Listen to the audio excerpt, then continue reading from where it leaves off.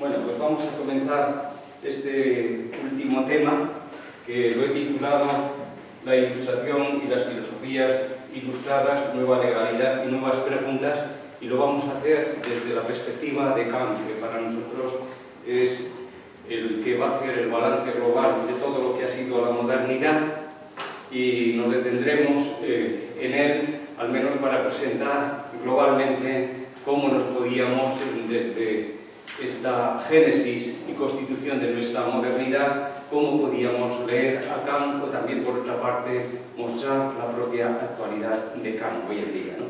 Y la actualidad que tiene este programa, vamos a decir, o estas proclamaciones que se están efectuando ahora en esta última etapa de la modernidad. La actualidad de Kant y de la ilustración, pues la tenéis en cualquier referencia que podamos hacer desde Foucault. Tenéis ahí las referencias desde la Escuela de Frankfurt, desde todos los que de alguna manera han ido revisando lo que ha sido la modernidad también en el siglo XIX, pues todo ese componente que está ahí expresado y proclamado va teniendo siempre una constante actualidad y un punto de referencia. Para nosotros este va a ser un tema muy importante, porque de alguna manera nos va a situar y nos está situando en este nuestro último presente, y lo vamos a tratar de desarrollar y mostrar desde eso que aparece ahí, que está recogido, ¿no? Nueva legalidad y nuevas preguntas. Lo vais pensando esto, porque va a ser muy importante. Esto nos va a ayudar ahora a que hagamos como un pequeño, nosotros también, balance, tal como lo está en estos momentos, tal como en estos momentos lo va a hacer Kant, el balance que yo denomino del último humanista y de las filosofías que se van a abrir, aunque se están abriendo ahora en el XIX, sobre todo desde las filosofías románticas, desde la filosofía romántica. Fijaos, nuestro viaje ha sido un viaje apasionante, ¿no? Os dije que lo que nosotros íbamos a hacer no era tanto un viaje en el cual solamente se iba a ir mostrando esta génesis de la modernidad, sino que posiblemente este haya sido o esté siendo, al final, cuando ahora reflexionéis globalmente todo lo que hemos ido viendo, habrá sido el viaje, un viaje iniciático de vosotros mismos y de nosotros mismos.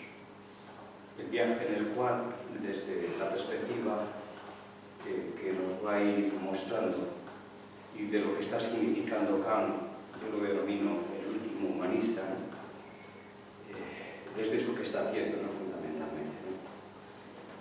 Donde en Kant vemos como, al final, y a partir de esa crítica y balance que hace Kant de todo lo que ha sido la modernidad, es el sujeto el que pasa a primer plano, el que permanece como fijado al espacio mediador, en el espacio mediador de la finitud. El sujeto, en concreto, tal como va apareciendo en Kant, con esos componentes que estamos nosotros descubriendo en lo que encierra el sujeto, que es el hombre concreto con nombre y rostro. En Kant aparece como ese centro expuesto como ese espacio, como ese que sabe mediar en torno a la finitud. Y Kant nos deja en esa finitud, en una finitud en nosotros mismos finitos, que desde las opciones de la libertad, como hipótesis de completud de sentido, cabe transfigurar y dotar de sentido, de totalidad a toda la realidad, y cabe cerrar, si se quiere, la completud del sistema. Y esto cabe desde esa tarea arquitectónica de la razón. Esto es Kant, esto es el balance. Esto es el balance de este Kant humanista, que hace este balance con el cual, en estas etapas que nosotros hemos ido viendo, estas tres etapas que nosotros hemos ido viendo, el Renacimiento,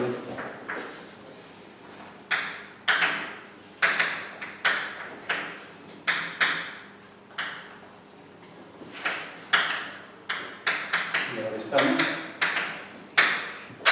al final, donde nos deja y donde deja realmente centrada la filosofía, y la posibilidad de hacer filosofía es desde el sujeto moderno, que es el que realmente entiende y va a entender, y es el mediador y el creador de todo lo que acontece en ese ámbito de lo finito. Y es el sujeto finito que, desde esta perspectiva que opino de Kant, pues cabe hacer preguntas, cabe hacerse nuevas preguntas. Lo que va a acontecer, pues, para que tengamos la referencia con las filosofías románticas, va a ser ya algo distinto, ¿no? Y sobre todo a partir de la filosofía hegeliana, donde Hegel ofrece o va a ofrecer una teoría racional total, una teoría racional total que esconde un significado implícito al presente que se realiza o se nos da. Y se nos da, o se nos puede dar, como el mejor de los mundos, y encarnado en la aceptación agradecida de la marcha, de la historia, que se va expresando en ese tiempo concreto de la historia. Es un giro radical. Aquí la modernidad ha consistido en esa recuperación de lo humano, a lo que nosotros hemos ido asistiendo. Y ese es el sentido de todo nuestro viaje en estas etapas. Y este es también el sentido de nuestra propia revalorización, que como sujetos y filósofos estamos descubriendo en esto, que no es presentar la historia de la filosofía sacando un conjunto de autores, sino mostrando cuál ha sido esta génesis, este giro, como indicábamos al comienzo allá, de la transfiguración a la física, la recuperación de lo humano, esa recuperación de lo humano, el descubrimiento del yo, y desde ese yo encarnado con nombre y rostro. Esa recuperación y balance que en el Renacimiento se está haciendo de toda la filosofía que se está recibiendo, antigua, de esa antigüedad, de toda esa tradición que está llegando de la antigüedad, de toda esa filosofía grecorromana. Y se está haciendo un balance, y ese balance, en esa recuperación de lo humano, en ese ir de la transfiguración, desde ese contemplar la realidad. Fijaos, es que esto quiero que lo cojáis bien, porque a partir del 19 se abre una etapa distinta. Es una etapa distinta. Es una etapa distinta. Kant hace un balance de la modernidad, donde aquí al final, porque hace situar al sujeto finito, ¿no? En la finitud.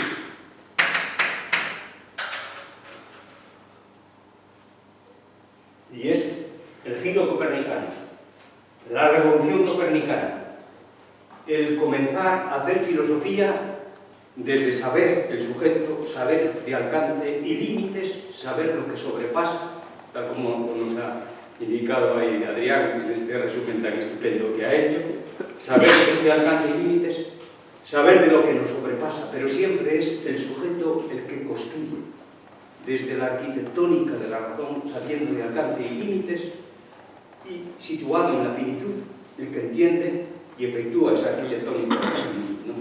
Y este es el que trata de descubrir, el que hace de mediador y que asume las responsabilidades concretas, el que asume la responsabilidad concreta de ese tiempo de la historia y de lo que va a ser la propia existencia humana. Esta es la perspectiva, y este ha sido el giro que se ha ido produciendo. Ese evitar en el filosofar, el que la filosofía se efectuara necesariamente desde un deslizamiento de la mirada hacia lo divino y desde lo divino contemplar la realidad. Esto ha sido la génesis de la modernidad, hasta acá. La recuperación de lo humano, ese giro permanente y constante, donde al final es el sujeto, tal como vosotros en el comentario habéis efectuado y Adrián también ha indicado, es el sujeto que, saliendo de alcance y límites, efectúa una arquitectónica. Esta es la perspectiva. El sujeto ahí concreto, finito. Pero lo que se va a abrir posteriormente es otro tipo de filosofía.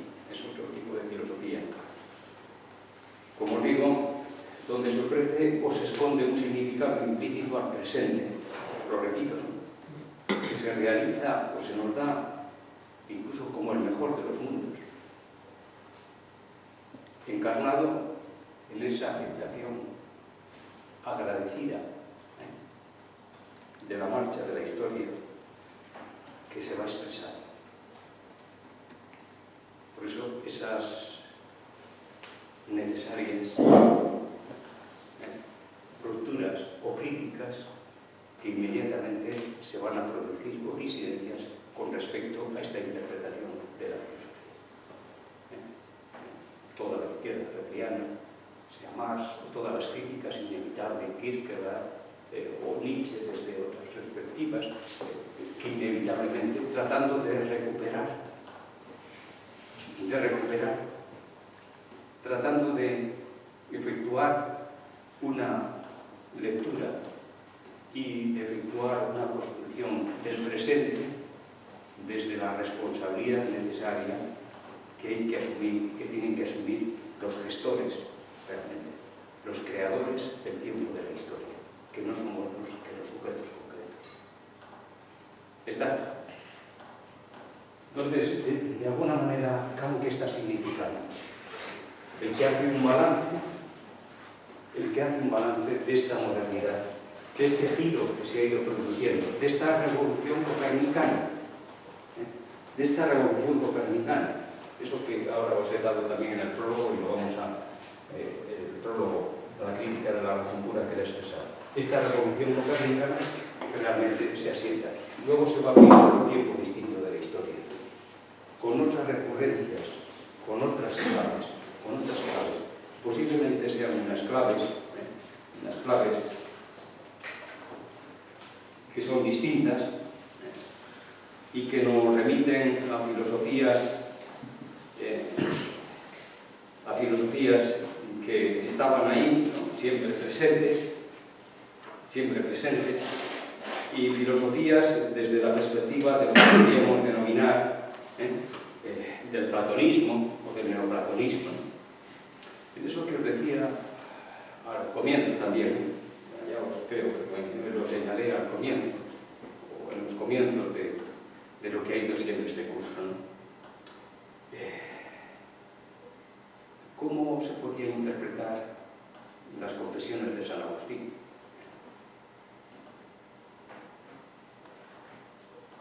Bueno, era una narración, un método para el descubrimiento, pero también era de alguna manera, fijaos en el fondo, un mostrar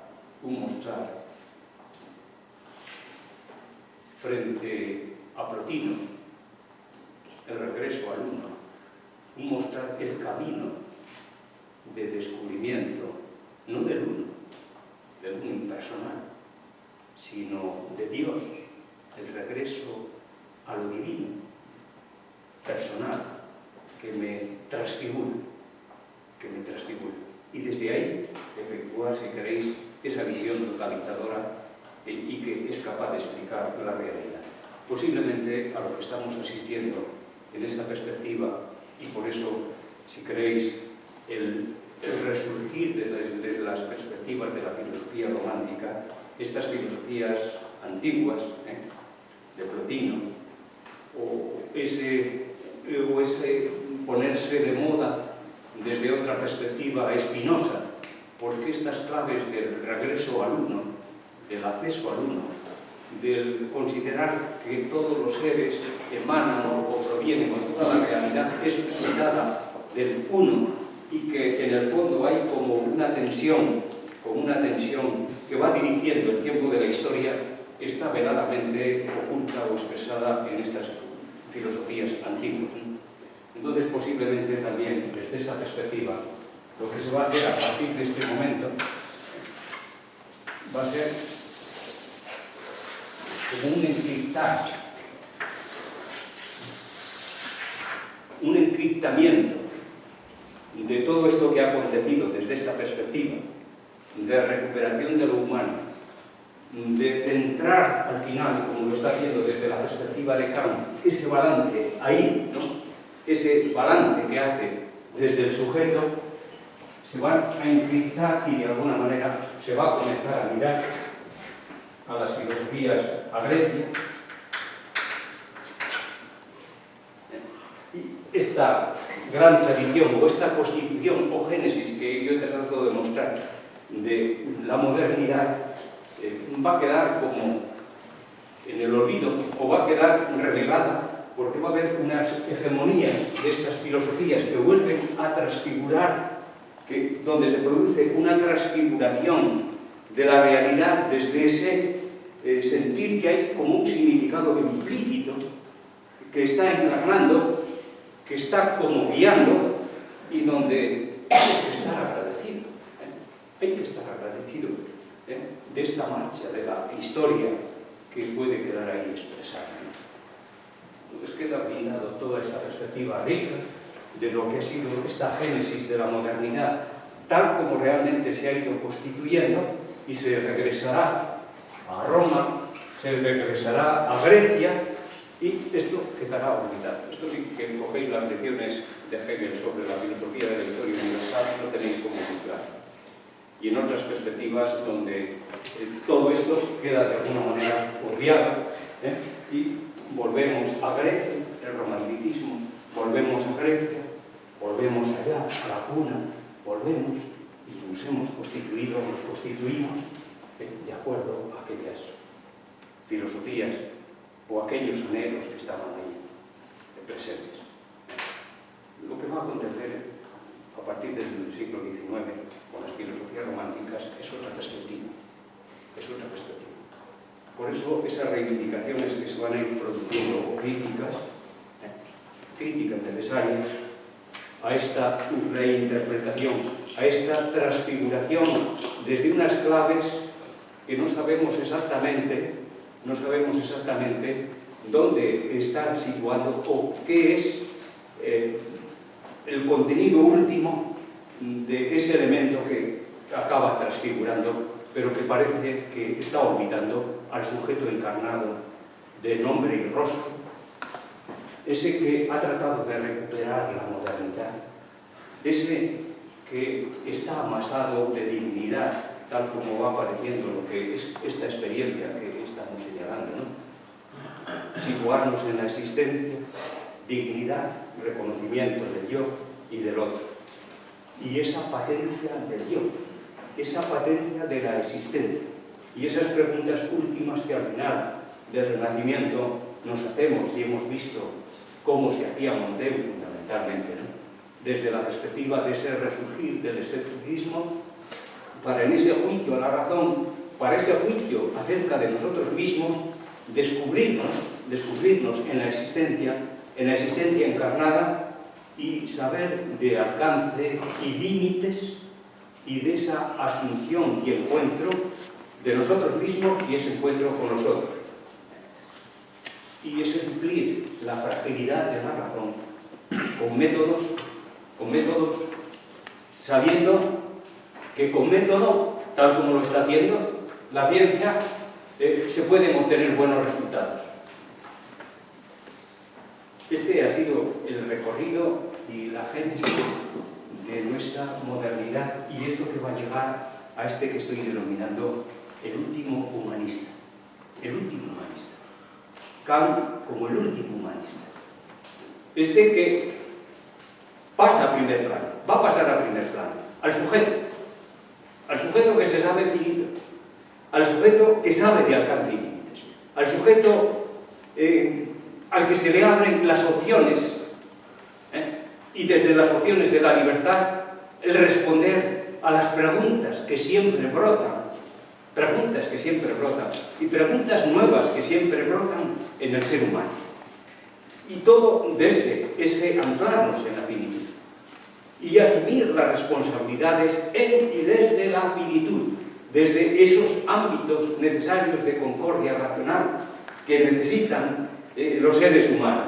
Esta ha sido la génesis. Aquí en el Renacimiento es donde se ha dado ese comienzo de ese giro, de esa revolución progresivamente que se va dando en ese giro necesario de la trascendencia a la inmanencia, de la transfiguración desde lo divino a lo humano, a ese sentirlo humano, encarnado, a ese estar cómodos ante lo humano, ante ese estar cómodos ante lo humano.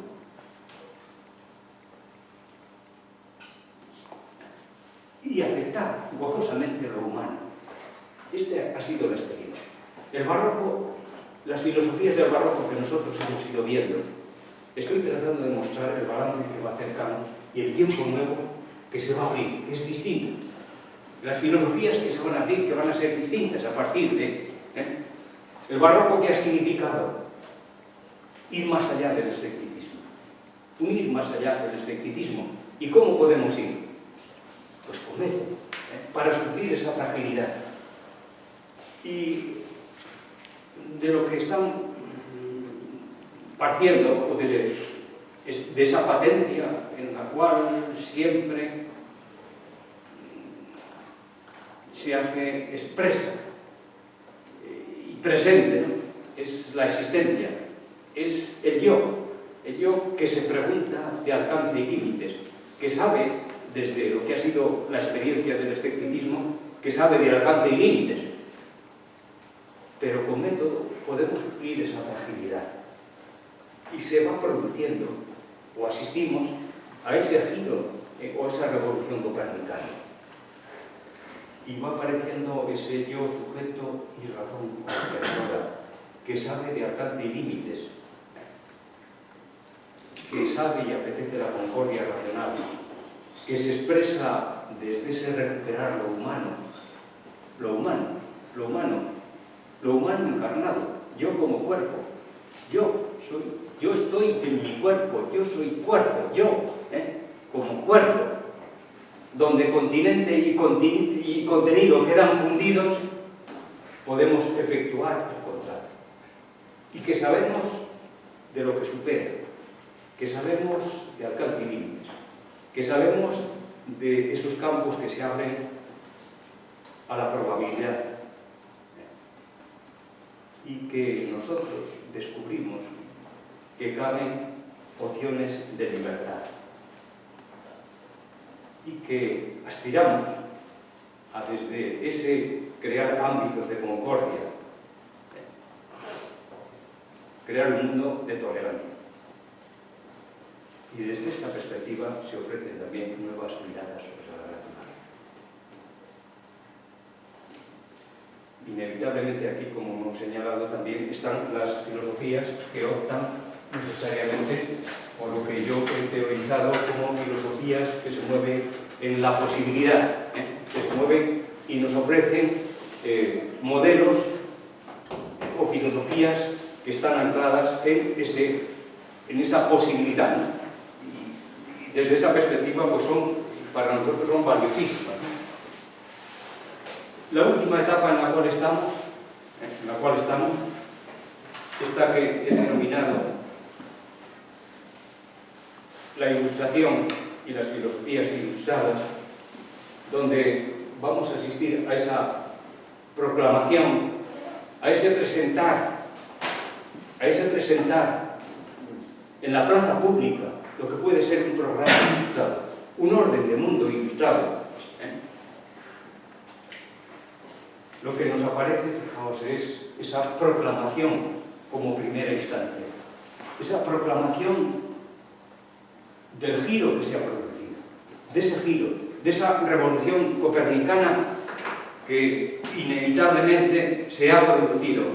Y esa revolución copernicana que expresa, en el fondo está expresando ese centramiento del nuevo orden del cosmos, del nuevo orden que está centrado en el Sol, que está centrado, o lo que nos cabe construir, que está centrado en el sujeto. Fijaos, estoy tratando de contraponer y ver lo que va a acontecer aquí, y mostraros esta necesaria vuelta que desde las perspectivas de recuperación de lo humano en la filosofía se han ido dando, de esas propuestas que hoy en día tenemos y de estas filosofías últimas que se están efectuando de por qué volver a la Ilustración, por qué volvemos a la Ilustración, por qué nos queda hasta un grado de insatisfacción cuando el fin de la historia, cuando algún autor pueda decir el fin de la historia, Fukuyama.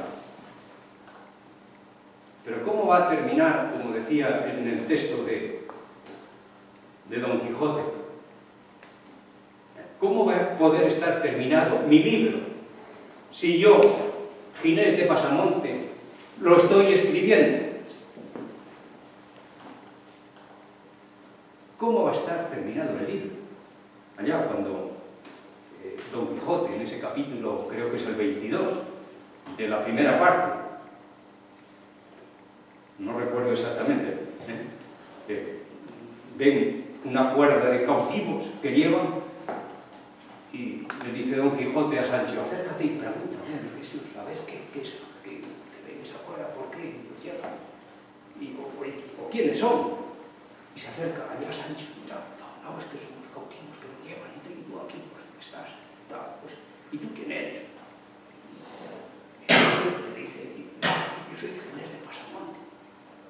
Le pasa el recado Sancho a Don Quijote, aquí hay uno que se llama Ginés de Pasamonte y además dice que ha escrito un libro y le dice, ¿está terminado el libro? Y dice, Ginés de Pasamonte allá, ¿cómo va a estar terminado? Si yo lo estoy escribiendo, si yo soy el libro que se está escribiendo. ¿Cómo va a estar terminada la historia?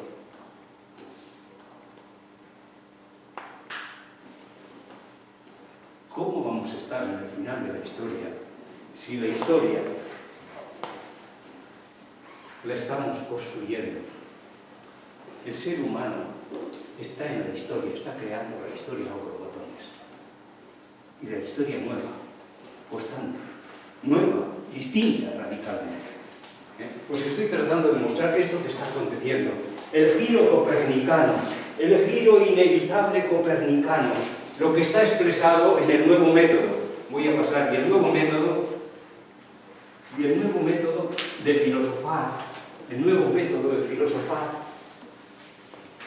el punto de referencia que en estos momentos estamos teniendo, el punto de referencia que va a estar presente en todo lo que de alguna manera, en el nuevo filosofar, en el trasfondo, en el sustrato de esas filosofías ilustradas, de las filosofías ilustradas nuevas, no en las filosofías ilustradas que se mueven todavía en ese ámbito de filosofías de la posibilidad, que os digo, que están a la par, al lado de estas otras que vamos a tratar de descubrir con el guión que tenemos ahí, de esos núcleos que están presentes, ¿no? Pero el autor de referencia, como referencia metodológica, es Newton. Newton, el de los Principia Mathematica, y que nos dice esto, al final, ahí, en las reglas para filosofar, dice lo siguiente, las leemos para que veáis, porque esto es fundamental para entender a Kant, todo lo que se está haciendo ahora, en esta recuperación, en este giro copernicano, es el perfeccionamiento de ese método que vimos nosotros, al cual hemos ido asistiendo constantemente. El método, en esa inflexión de método al que hemos ido asistiendo, el método que ha ido posibilitando el anclaje del sujeto para construir modelos, para construir filosofía. Reglas para filosofar. Aquí tenéis en el libro tercero, Sistema del Mundo, matemáticamente demostrado, ¿no? En estos principios matemáticos, en la primera edición, esto es muy importante, la primera edición no tiene prefacio ni tiene escolio general. La primera edición es del 87, eso produce una cierta conmoción, la primera edición, porque es nada más la filosofía natural presentada tal cual, la nueva filosofía, el sistema del mundo, tal como es. Y eso produce cierta inquietud en los sectores más, no sé si llamarles conservadores, o que quedan insatisfechos porque las preguntas inevitablemente surgen, ¿no? Así funciona el sistema del mundo, yo lo presento como científico, y está construido desde esta perspectiva metodológica, y os lo presento.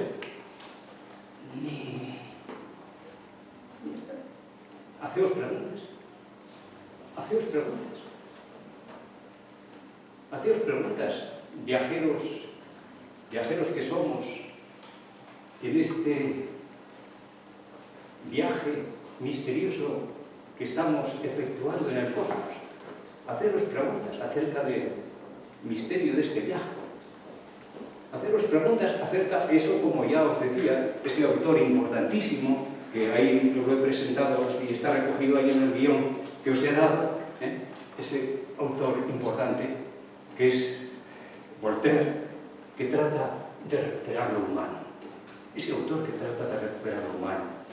Y en ese contexto que aparece en el diccionario filosófico, que lo señalé ya, al final de ese contexto de naturaleza, cuando Voltaire en ese diálogo que está sosteniendo, repito lo que ya otro día, pero en nuestro oficio, en el buta cavat lapide non vis sepe cadente, es la metodología siempre que estamos utilizando, ¿no? La gota orada a la roca, no por su fuerza, sino por su constancia. Voltaire ahí se dirige a la naturaleza, a la que llama madre, a la que está llamando madre. Y le pregunta, dime, madre, dime quién te ha hecho, quién te ha dotado y quién te ha dado todas estas maravillas que tienes. Además, incluso nos das a nosotros todo, nos nutres. Y la naturaleza le dice, no sé responderte. Pregúntaselo al que me ha hecho. Pregúntaselo al que me ha hecho. Esta es la perspectiva que está en los Principia Mathematica de Newton. En la primera edición es esa obra admirable, ese sistema del mundo que admirablemente he descubierto las leyes, que está funcionando, y ante esa maravilla tú te sitúas y a la que Newton en la primera edición nos da respuesta.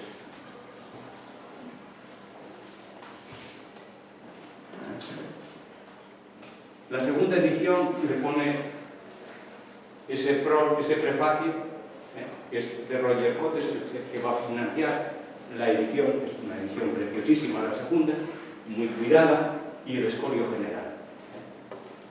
Y ahí, ahora vamos a, después de esta presentación de las reglas, os voy a mostrar lo que hay en el escolio general. Pero ahí es donde aparece, fijaos, en este tercer